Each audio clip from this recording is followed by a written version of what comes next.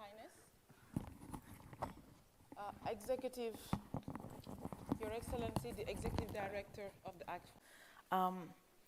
What do you think, Mr. Lamine, Yes. what do you think about the impact of the ACT Fund for the 14 banks and the added value they can get? Thank you. Very good question. I think ACFAN's audacious strategy of saying I will open 14 MFIs in Africa because one license in West Africa would give us opportunity for 8 and 6 in Central Africa. And I think even the goal is being pushed further is a winning strategy because 80% of the adult population in Africa isn't banked, and this is a number of 326 million. And I think, I mean, given the factors we gave, which will give advantage to that strategy, which are the digitalization and using the potential of Islamic finance. There's a huge opportunity for ACFAN to reach unemployed African youth, women entrepreneurs, and banked individuals in urban regions.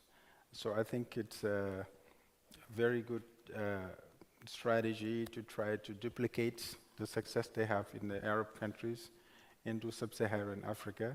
And I think it's a strategy right in the money. There's no better place for ACFAN to reach its goals of empowering women and through financial inclusion and economic inclusion, reducing level of poverty, than to target sub-Saharan Africa. Thank you so much. Could you kindly give a round of applause to the panelists before we open the session?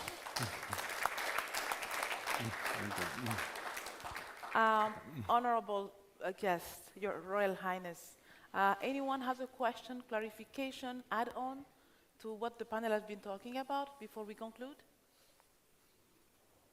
I like that.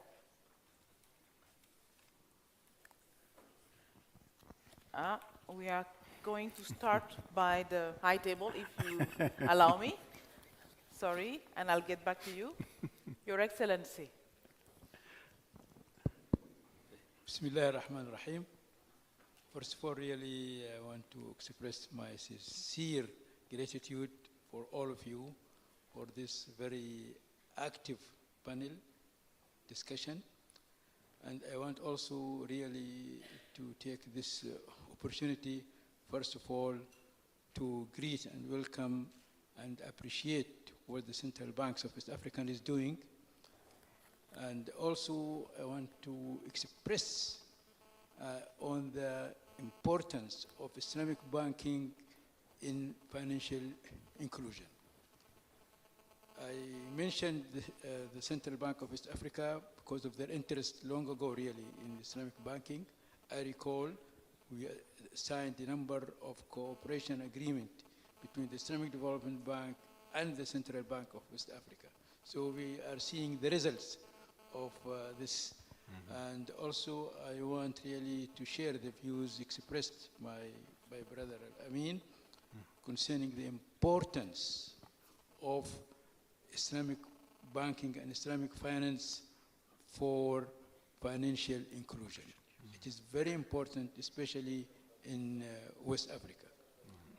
I want also to express my pleasure about the cooperation which is taking place. Brother Nasser Qahtani referred to this cooperation. I want to really appreciate this cooperation, and we see the results, the cooperation between ACFOND and BADI. Yes. I am confident also the cooperation with other members of the coordination group.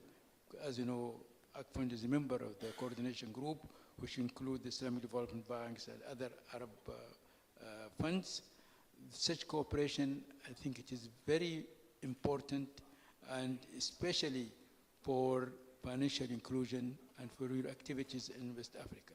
We see the results now. So many banks now are going to be opened with the cooperation between ACFOND and BADIA. I am sure the cooperation with other members of the coordination group, the Islamic Development Bank and other funds will be very, very important and to achieve important goal.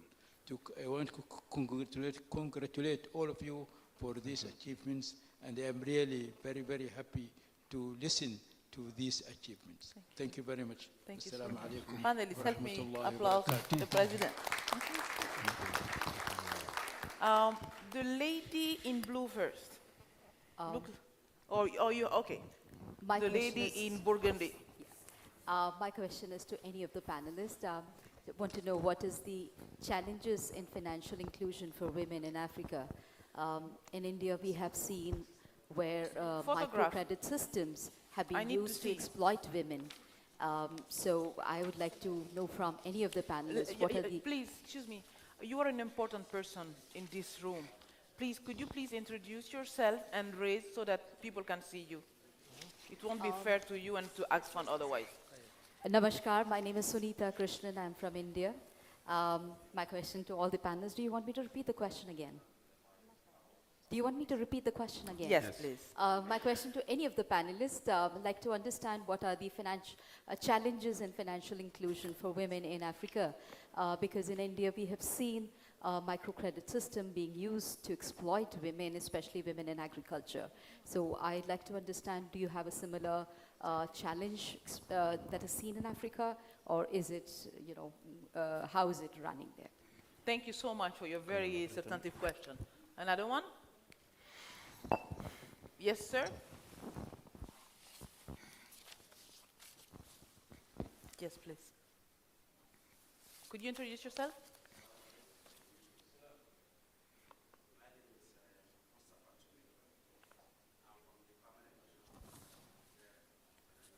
Nigeria?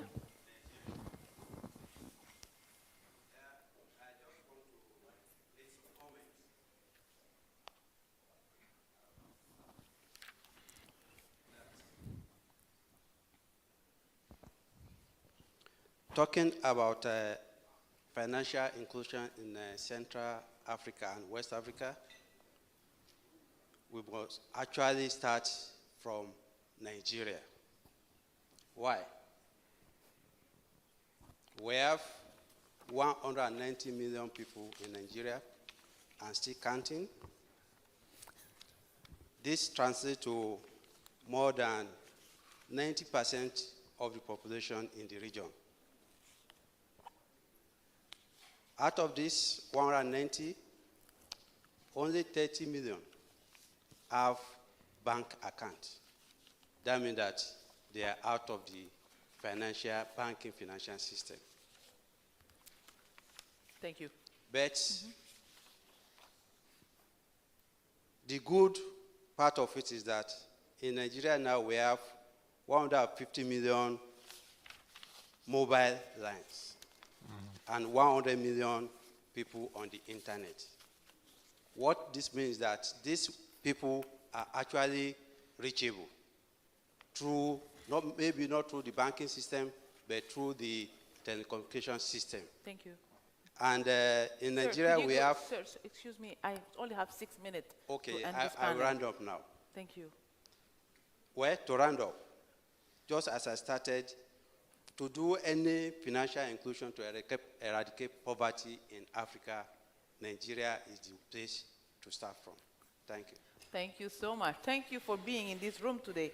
I think I'll answer that myself. Another question before I can give you back, the lady in blue, please. Hello. Can you hear me? Yes? My name is Rania Kinj. I'm a social entrepreneur in Syria, and I have 3 questions for the panelists.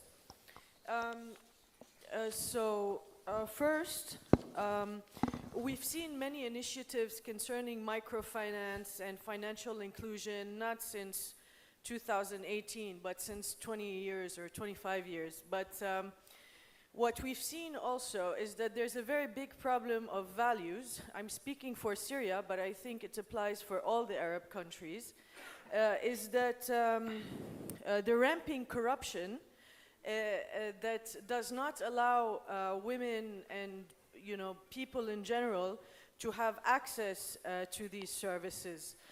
Because people in general put either their relatives or their friends or friends of their friends So at the end, no matter what initiative there is, it doesn't work.